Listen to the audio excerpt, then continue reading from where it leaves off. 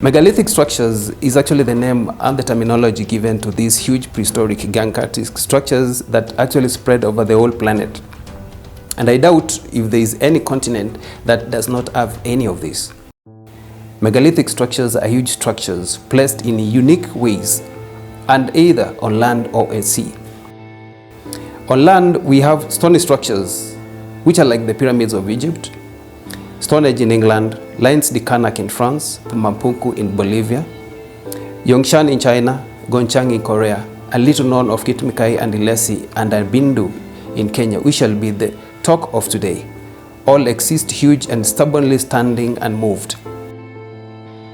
On sea exist stone structures, which are like the sunken cities like the Yonaguni in Japan, and on sea exist as large drawings like the symbolic artistic drawings on the deep sea floor, which actually seen across oceans and continental shields, which are examples like the head of serpent at Antarctica, the head of Lucifer on the Australian continent, and many more that many don't like talking about. With all these realities wide open before our eyes, we find ourselves encompassed by truths that we can hardly deny. Here in Kenya, we now find ourselves with some of the most complex structures made by these watchers and giants that we can view easily at our disposal. Structures preserved for us by God in disguise to propel unto us these ancient truths. I therefore open the secrets that I have discovered concerning the deep mysteries which surround these huge stones, structures placed within the western region of Kenya. First, KIT-MIKAYI in Kisumu County. Second is the crying stone of Ilesi in Kakamega County. And third is the Abindu cave in Nyahera-Kombok in Kisumu County. The three are under custody of the Kenyan National Museum and registered under UNESCO and the Culture and Heritage. But the findings here will shift it from the abominable culture absorbed in them to something else. The mysteries that surround these three structures are numerous and cannot be discussed all incomplete. In this video, I shall therefore give very brief details concerning them. Most of the other details can be found in my writing work. In the New Age Discovery, KIT-MIKAYI, The Watchers and the Giants Complex Proper, which is a book that is about to be released very soon. To achieve this introductory tour to KIT-MIKAYI, I and my friends went to Kisumu, Kakamega counties to get some of the video footages so that the clues of these deep mysteries within Kenyan soil would be fathomed easily. And together with me, I invited Dan Ogolla from the Kenyan National Museum. Dan Ogolla is a researcher, anthropologist, and archaeologist whom I involved in my very last stages of my research. Dan Ogolla is currently the Western Region Conservator under the Kenyan National Museums of Kenya. I personally give Ogolla huge credit because despite him being physically challenged, he worked with me even to the most difficult terrain to make sure that he witnessed these mysterious findings. I realized that Ogolla is humble and hardworking and devoted. In the challenging terrains, my friends and I, plus a few locals within the structures who act as guides, used to give him a hand because navigating the slippery stones was quite a huge task for him. Now, the massive, aimless scattering of slippery stones of sorts of granite is actually seen. A lot of colored wax is also seen scattered within the same stones, making it very difficult and slippery and tricky to walk through. Safety measures need to be observed here. A fall among these stones can be very fatal. Good shoes with good tread are highly advised. Ogolla will do his work assigned by the Kenyan National Museum unstoppably, and it gave me a great motivation to pursue all ahead. In my other trips to Kisumu and Kakamega, Sigu, a church elder, Pastor James, Pastor Ndenge, my close friends used to accompany me alongside Dan Ogolla, and on my arrival, some of the local members of KIT-MIKAYI and those of the crying stone of Ilesi in Kakamega would also join and attest to these magnificent findings. As we start the tour, we first realized that KIT-MIKAYI is a Luo name, meaning the stone of the first woman. One man called Ngweso used to spend more time seated in its inside chambers. That his wife named the stone his first wife. The attachment grew even to the locals, leading them to have a certain belief and cultural attachments within the huge stone structure. And with this, several things must be noted beforehand, and these are that: 1. Watchers' sites are abominable satanic places with demonic spirits causing certain attachments to various types of worship by locals. It is therefore as advised that no one should worship within these sites or copy methods of worship adopted by the locals within KIT-MIKAYI, Ilesi or Abindu cave or elsewhere similar. Therefore, prayers are actually needed to have these locals stop from worshipping at these abominable sites. Secondly, we navigate through the sites. We ourselves don't conduct or advocate for the worship practices found in these megalithic sites because they contain demonic works and God does not condone such. Our visitation at these megalithic sites was mainly to ascertain their secrets, their origins, and their biblical significances as tangible evidences of pre-flood Old Testament scripture works, which form my key purpose to open these works to you. I too believe that this should also be the core reason for every other person's visitation to these sites. Now, visitation within these Kenyan megalithic sites is actually a refreshing adventure. Therefore, one has to be well equipped with adventurous and resourceful items, lest he misses the facts. Several things must be noted. One has to know what Holy Scripture in the 66 Bible, the books of Enoch, Jubilees, and Joshua say concerning the pre-flood works. Secondly, Google is very important to confirm other related archaeological findings through related sites and domains. Thirdly, Google Earth is important to confirm positions of other similar megalithic structures which are scattered all over the world.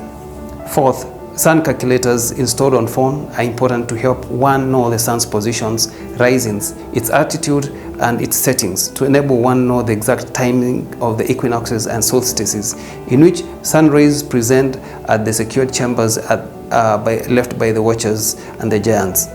The other aspect is that drones are very important to assist in viewing of the structures, for they are tall in height and have hidden things on top of them. A compass, either hard-end, installed on Android phone or on watch to confirm coordinate positions of the stones is also important. Good shoes which have good treads are also important because the stones are actually very slippery. Now, this massive sized masterpiece excites everyone and everyone wants to be associated with it. But friends, this structure is very demonic, as you shall find ahead. When near, the obvious appreciation of the gigantic works of these builders cannot escape anyone's mind, and a feeling of utmost presence of a superior upper hands working fills the air completely. It is blurring to the eye, and understanding it from the ground is actually very confusing, but also very revealing to the mind. The secretive details are much hidden in between the stones and well noted by a keen spiritual eye. Keen examination of every stone is an eye-opening to the hidden light. I called KIT-MIKAYI the Watchers and the Giants complex proper because it is very complex, and because of its complexity, I gave the keystones numbers for easy identification. These Kenyan structures contains complex and unique things that you won't see elsewhere in the whole planet. The structure is unique.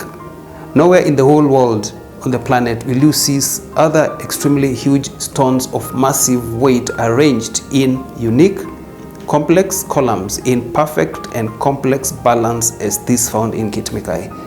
This goes beyond any ordinary human working. KIT-MIKAYI comprises of 3 stone columns, 2 of the same height, and most likely it could be the tallest prehistoric weight-bearing stone column structure in the whole planet, at present with a height of 34 meters. When compared with Stonehenge, which is 4 meters, Sacsayhuaman is 5 meters tall, and the columns go up to 18 meters tall. Baalbek in Lebanon, stone columns are 19 meters. Now, we need to understand that I took the heights from these sections with the help of a drone. Heights can be taken in 3 different positions. From the dry ground at northeast, which gives a height of 40 meters, from the foundation stone at northeast, which gives a height of 33 to 34 meters, from the declined northwest ground aspect, which gives a height of 50 meters.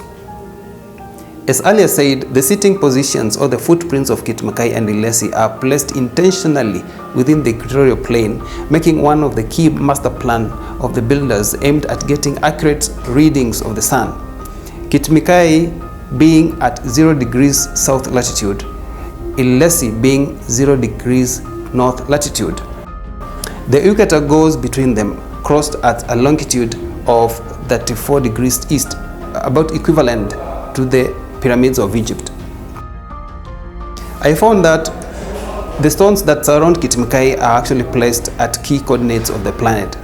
And a study of this is actually based from an aerial photographic view of between 220 meters to 250 meters obtained directly above the central axis of the circle, in which all key stones can be captured. We need to realize that there is 0 degrees stroke 90 degrees 360 degrees north true geographical pole, which is marked by stone number 19, which is actually targeted by stone, the top capstone number 1. We have a stone at 12.5 degrees north by east. That is 11 degrees the axis magnetic pole of south. We have a stone at 23.5 degrees north-northeast, which is the axis point of the Earth's tilt. We have a stone at 45 degrees northeast, the center coordinates of the first right quarter of the compass. We have a stone at 67 degrees east-northeast, the coordinate site of the sun rising point at winter solstice at June. We have a stone marked at 79 degrees east by north, the migratory point of the sun from east to north and vice versa. We have stones at 90 degrees east, the sun's rising point at equinox, that is the month of March and September. We have stones placed at 113 degrees east-southeast, which is the sun's rising point at summer solstice. We have stones at 100 degrees south, the geographical south pole of the planet. Now, interestingly, we have stones placed at 191 degrees to 214 degrees southwest by south, which is the magnetic north, which is actually the azimuth at sun's peak summer solstice. We have stones placed at 247 degrees west-southwest, which is the setting site of the sun at summer solstice during December. We have stones placed at 259 degrees west by south, which is the migratory point of the sun from west to south and vice versa. Stones placed at 270 degrees west, which is the sun's setting point during equinox in the month of March and September. We have stones actually marked at 293 degrees west-northwest, which is the sun setting point during winter solstice. Now, we need to understand many other things are manifesting.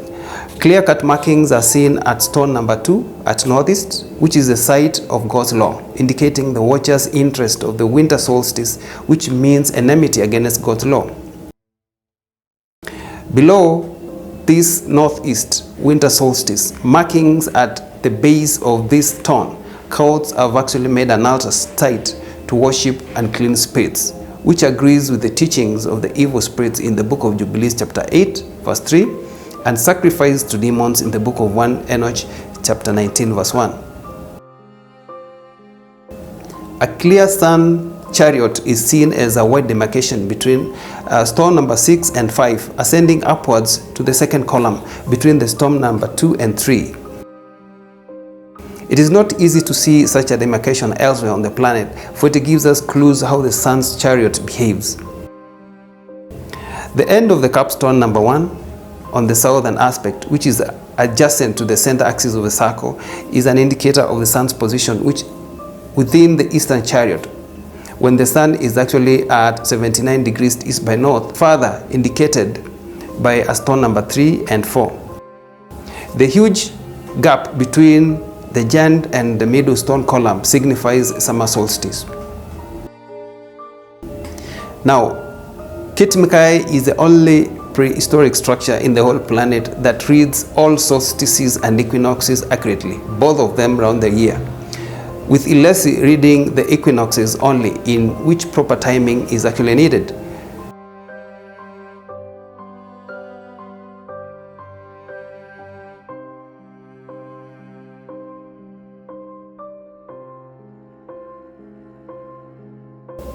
Now, when we enter the chambers, we realize that KIT-MIKAYI has got well secured center axis of the circle, which accommodates a rectangular light at peak equinox, and a squared light at the secured inner chambers.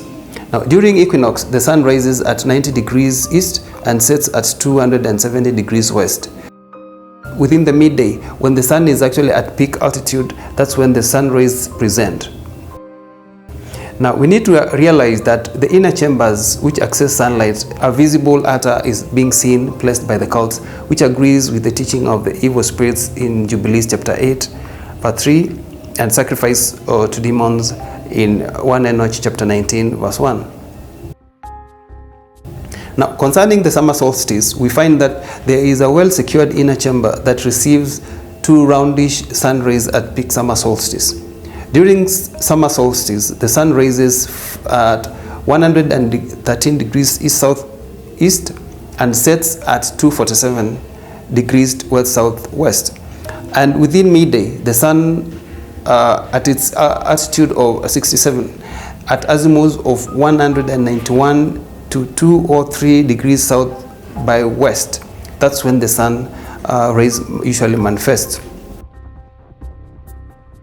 We also find that there is actually a sacrificial plate placed in the inner chambers which receives sun rays at sun's declining altitude of 62 at azimuth of 214 degrees southwest by south to 218 degrees southwest by south at summer solstice. Now, at this time, a triangular sun ray image is manifested at the center axis of the chamber, which is actually aligned at northeast. Another concealed and shocking image, which also manifests at these peak hours of the summer solstice, is the devil's eye, which I discovered later when I studied the video clip slowly. This presentation of the devil's eye is a complete testimony that, 1, that the devil's eye is actually an ancient symbol from Lucifer used by the angels, acquainted by the builders of KIT-MIKAYI, and a symbol used over decades to signify the presence of those aligned to him. Secondly, we need to understand that KIT-MIKAYI is a satanic place, for its builders knew exactly when to have the symbol manifest, and that was actually at summer solstice at December. These things confirms worship of Lucifer along the sun's gods. Now, the presentation of the devil's eye at summer solstice within 21st to 22nd of this month of December agrees with worship of the sun, which is also relevant to what has actually happened in our church history. Church history, we see that the worship of the sun gods was placed this time of December by Emperor Aurelius in 275 AD, in which he actually placed the pagan Christmas feast to honor the birth of the unconquered sun, that is the sun gods, also called the Solar Invictus. On the other end, in 364 AD, in Canon 29 of the Council of Laodicea, they abolished Sabbath on the 7th day and went ahead, taking it to the day of the sun called Sunday to worship the sun gods on the first day of the week. God has on numerous accounts warned us about gods, and again Deuteronomy chapter 4 verse 19, in Exodus chapter 20 verse 23, in Exodus chapter 20 verse 3, verse 4 and verse 5, and again in Matthew chapter 4 verse 10, and in Luke chapter 4 verse 8.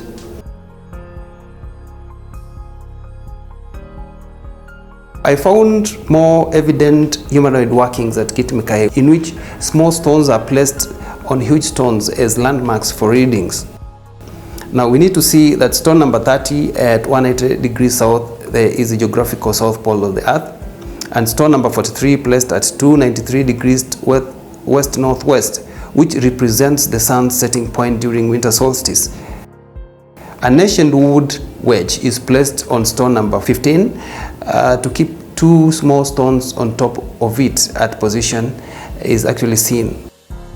The wood wedge is measuring about 2 feet and is actually a testimony of humanoid workings to sustain the stone landmarkings for the 113 degrees east-southwest to 293 degrees west-northwest sun ray pathway. Now, we can also be able to see a giant foot on stone number 18, which measures about 2 feet in length.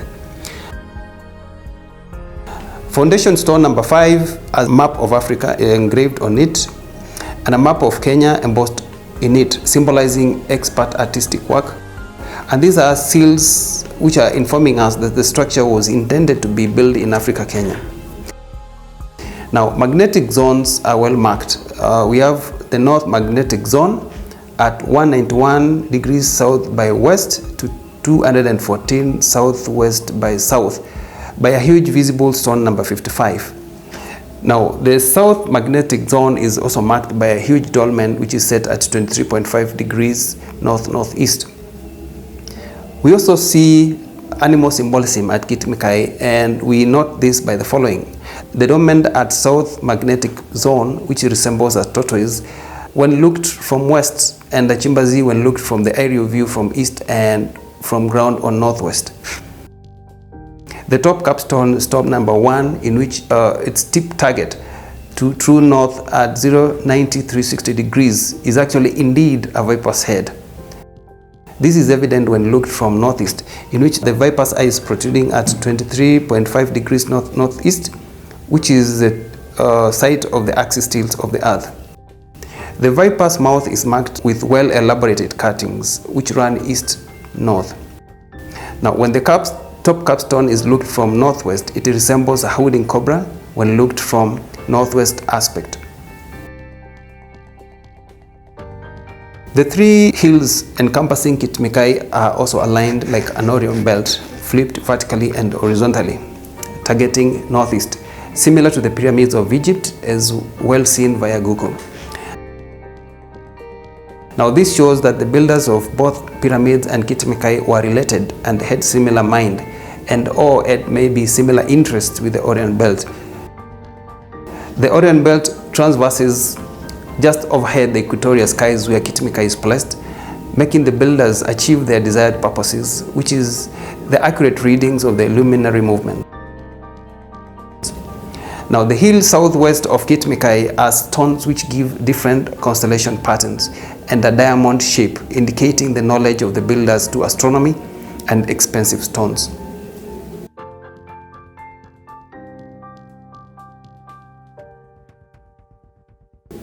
We also went to Kakamega County at the Crying Stone of Ilesi in many occasions. The location of Kakamega, the Stone of Ilesi, is 0 degrees north, 34 degrees east. And climbing up was quite a task for Ogola, but he wanted to do it himself, and we accepted his request. But we were very much vigilant and on guard next to him. Now, the Crying Stone of Ilesi got its name out of the nature to have water flow from its top. On the look, it resembles a human being, and from the other view, it resembles a resting eagle. Now, the Crying Stone of Ilesi is unique in height of 18 meters, as we took the height by aid of a drone as well, making it one of the tallest standing capped stones. Ilesi has unique deep cuttings on its hump, indicating humanoid workings. A very well-balanced capstone is seen well placed on top of it. Now, many other various stones are also seen placed within it, and which some of them are also landmarks for specific coordinates. Ilesi uniquely manifests an equinox shadow real-time at months of March and September. A few friends used to accompany us in various occasions to witness the presentation of the equinox at the Crying Stone of Ilesi, and some of them were even some of the local board members. The ability of the Crying Stone of Ilesi to have water flow through unique placing of stones is beyond human workings, and it was actually made to be a weather station by the watchers. Due to the climate change, the weather flow has actually reduced to nil. Evil and wickedness on earth started increasing rapidly, as prophesied in the book of Jubilees chapter 23 verse 11 to 30. And as well warned in the book of Deuteronomy chapter 28 verse 23. And so the Lord's anger is being manifested through climate change, as also prophesied in the book of Enoch chapter 8.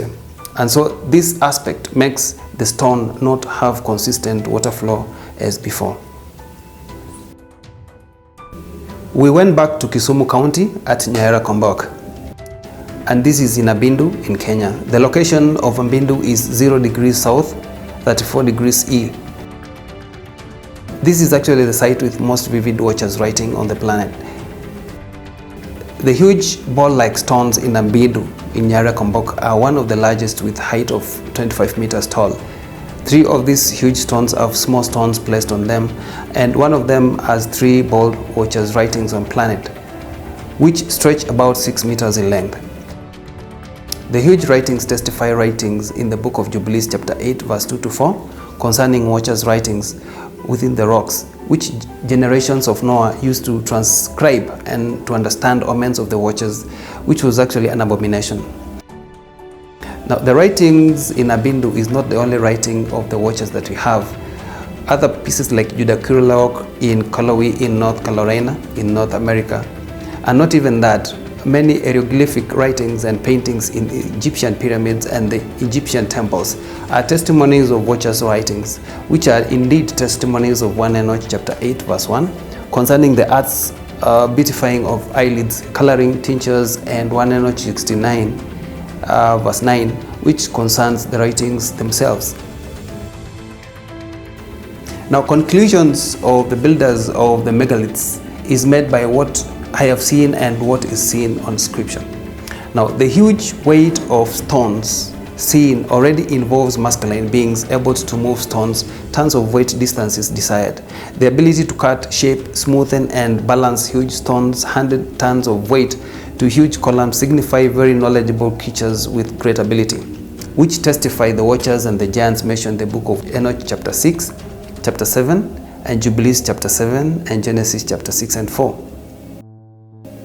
The heights of these structures testify the tall height of the builders testify in the book of 1 Enoch chapter 7 verse 2, Jubilees chapter 29 verse 9. It is worthy to understand that the height mentioned in the book of 1 Enoch chapter 7 verse 2 signifies the height of both angels and the giants, in which reason that the height of the angels vary, and this we capture from Holy Scripture because we see angels of heights of equal human heights and angels of abnormal heights across the Bible. For instance, we see the abnormal height of an angel mentioned in the book of 1 Chronicles chapter 21 verse 16, and those mentioned in the Gospel of Peter according to the angels who appeared in the tomb of Jesus Christ during his resurrection. Whereas the exact heights of the giants is mentioned in the book of Jubilees chapter 29 verse 9, in which they were actually 10 cubits down 7 cubits. Now, we need to understand that a cubit is equivalent to 0.5 meters according to the former measurement as mentioned in the book of 2 Chronicles chapter 3 verse 3. This is the Egyptian cubit. 0.5 multiplied by 10 cubits will lead to 5.2 meters, which is equivalent to a giant of 17 to 18 feet. The builders' art of planning stones along the coordinates of the earth along the sun's rising and setting, and able enough to perfect and allow sun rays access their secured chambers at equinox and summer solstice. Therefore testifies the builders' advanced knowledge on the earth and the sun, as well written in the book of 1 Enoch chapter 8 and verse 2. Now, the manifestation of the star patterns and the diamond molecule as seen via connected huge stones on the southwest hill of KIT-MIKAYI explains and testifies that the builders fit those mentioned in the book of 1 Enoch chapter 8 concerning their knowledge of costly stones and stars. The findings therefore further confirm that the builders, 1, made KIT-MIKAYI as a complex structure coupling of an astronomical station for real-time precision reading of the sun's movement round the year, and again as a long-lasting pagan sun temple to last for generational teachings of the paganism. Secondly, constructing the structures on a wide landscape with complex features resembling other megaliths in the world made both the Kenyan megaliths and the Asian builders one and the same. All these works fall under geology, geometry, astronomy, cosmology, architecture, while generally focusing on the ancient pagan religions. The main architects and the builders were the fallen angels, and the giants followed. Now, how was this? All evidence bore in these discoveries therefore testify the fallen angels were the main architects of all the megalithic works. Biblical writings testify alongside the openly visible complicated megalithic works of stone placed along the coordinates of the earth and sun, the huge drawings on the dry land, the huge drawings on the sea floor, commonly known as the continental shift trenching, which contain animal symbolism. The Watchers were the spirits having advanced ability of all kinds, but the giants, their offspring, were lesser ability, for they were persistently flesh and vulnerable to harm.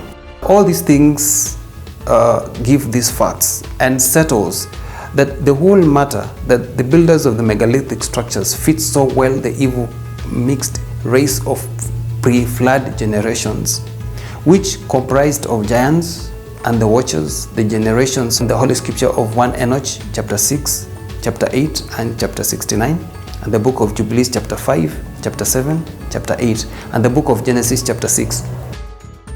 Now, these realities openly make KIT-MIKAYI and many other megalithic works of this type, very ancient megalithic monuments, their own standards, more than 2322 BC, the time of floods. Theories and myths in which KIT-MIKAYI was formed end at this point. The thinking that KIT-MIKAYI is a natural stone formation is not true, while the current cultures adopted evil teachings from the pre-flood demons to generations. These are the works of wicked men who roamed the earth for about 1,196 years. That is the time between 3518 BC to the time of Jared, which is 460 Anomudi, and 2322 BC, the time of floods, which is 1656 AM. This makes a total of about 5522 years maximum from this date, 2022, to the time of Jared.